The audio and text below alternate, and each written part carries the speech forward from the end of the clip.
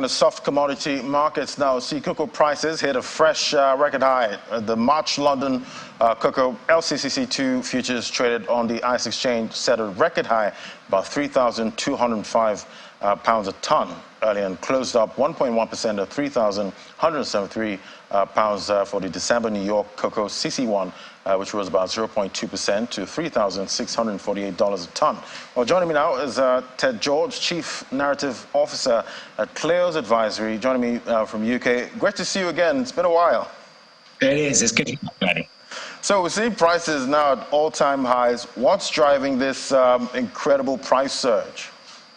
Yeah, well, it is extraordinary. I think arguably the prices are the highest they've ever been on record. If we go back to the 1920s when they first started trading cocoa internationally, they might be a little bit lower if you factor in inflation. Maybe they were a bit higher in the 20s or the 70s, but really they're at eye-wateringly high prices.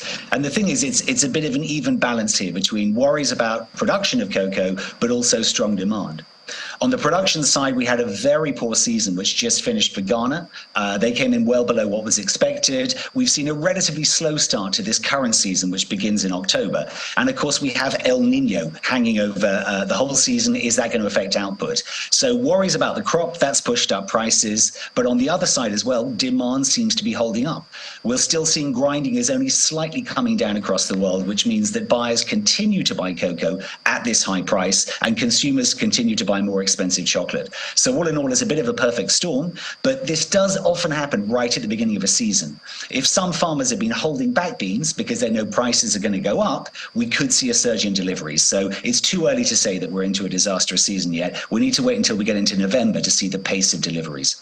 Right, still a wait and see moment there. But what is the outlook for the cocoa season? We just started in West Africa, and will Ghana and Nigeria shake off, problems from last season? Well, certainly that's where the concern is, because Côte d'Ivoire had a strong season last year. It's likely that it's had a good start to this season. Still a bit early to say.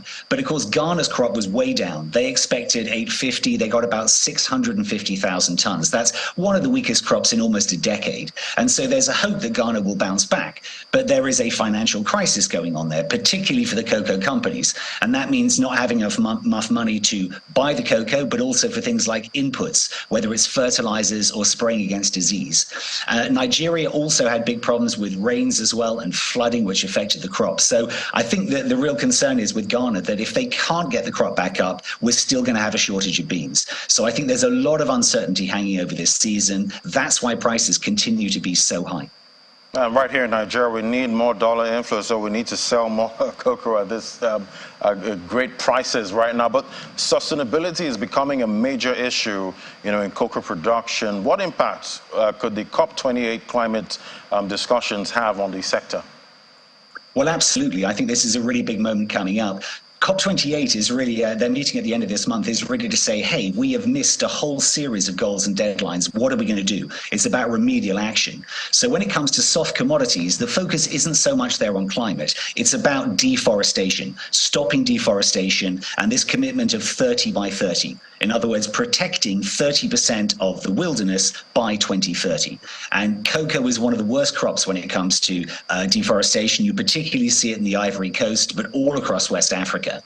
There's also going to be a real focus as well on this idea of land use for food. And maybe there'll be questions, difficult questions. Should it be cocoa grown there, or should it be food for the population so they don't have to import it at such a high price?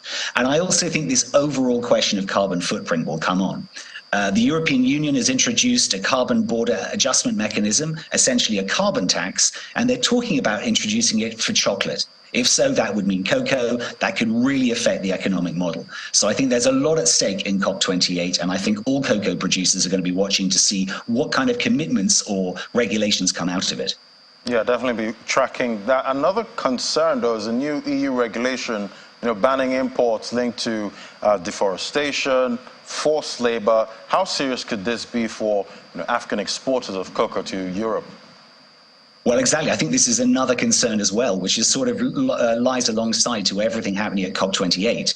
This EU law, I mean, it's in the phase of being implemented. It's still not entirely clear how it will be applied, but they're saying effectively any commodity which is linked to deforestation or forced labor will be banned.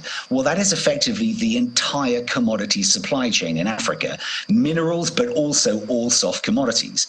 So it raises tricky questions. If we talk about child labor, it's not that we're saying that children can't ever work on farms. I mean, they are the children of the farmer. They're going to work on their farm. The point is how they work.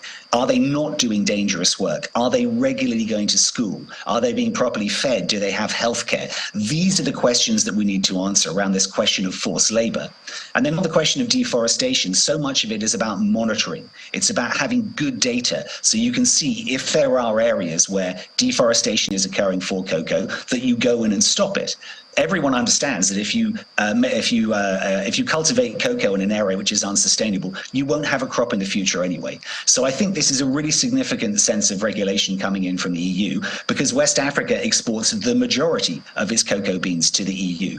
So I think how it's going to be implemented, that is going to be where we see if there's a real bite to these regulations for African exporters. Definitely be watching out for that. And as long as the kids are not forced, they can go to the farms. Thank you so much, Ted George, Chief Narrative Officer, Cleo's Advisory. Thank you so much for coming on.